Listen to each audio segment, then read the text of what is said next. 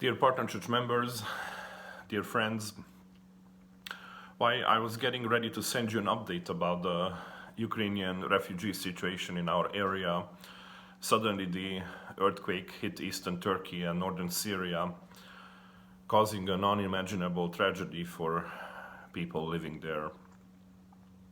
Immediately we started to organize a humanitarian collection, and we were planning to drive there with a rescue convoy to help digging out people under the ruins.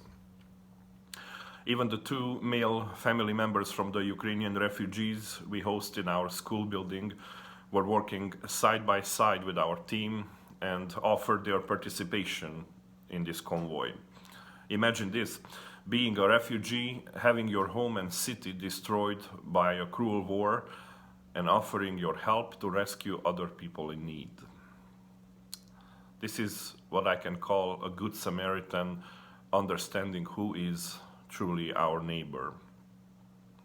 We ended up not going due to uncertain situation in the area, but at least we managed to send a truck of humanitarian aid. What is the situation of the refugees close to a year after this meaningless war had started? At the Unitarian headquarters in Cluj, we took care close to 50 people, families from south and southeast of Ukraine.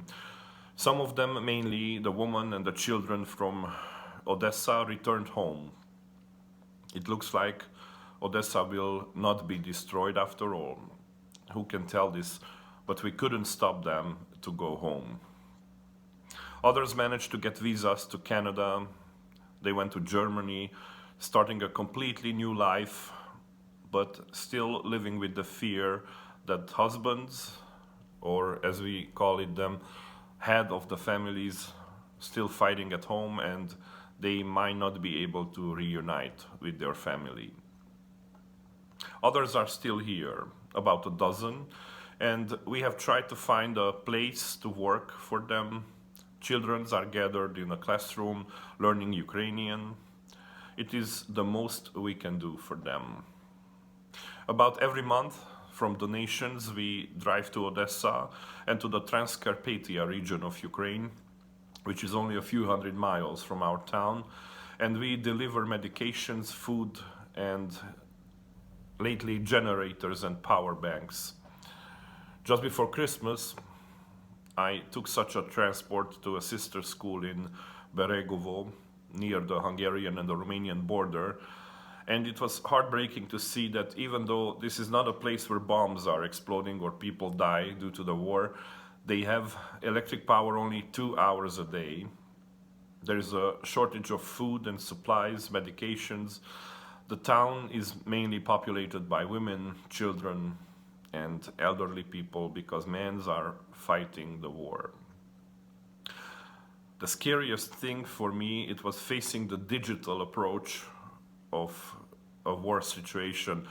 When the sirens started to send people in town to the underground shelters, young children, many of them kids of my students' age, started to check on their cell phones application the locations countrywide where bombs are exploding.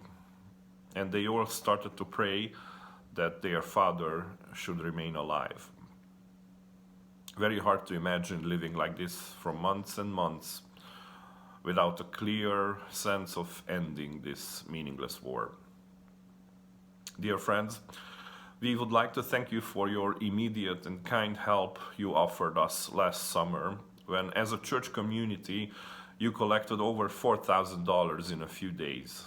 Jean and Craig, thank you for coordinating this. It helped us to feed the families while the school cafeteria was off for summer, and we managed to organize a short summer camp for the refugee children. Thank you from our heart for this. You also truly understand what does it mean to be a caring neighbor, even from many thousand miles. I would like to end this short report with a positive thought. The Partner Church Committee is planning to organize a visit for a young member from our Beszterce partner, from your Beszterce Partner Church, and to myself Hopefully, we will be able to see each other live at the end of June, talk and share joys and not just concerns. Blessed be and take care.